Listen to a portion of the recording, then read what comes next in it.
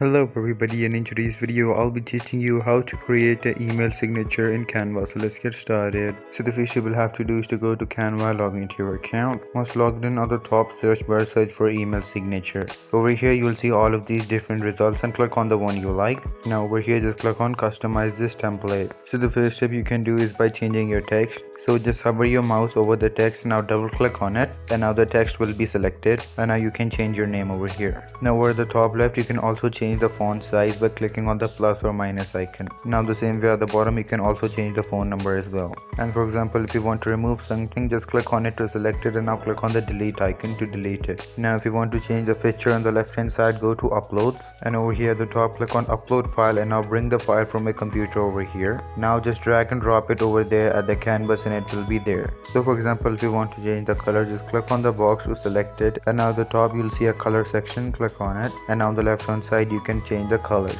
Now on the left hand side you can go to elements, and now in here you'll see all of these different graphics. Just click on them and you can choose them, and then just customize it the way you like.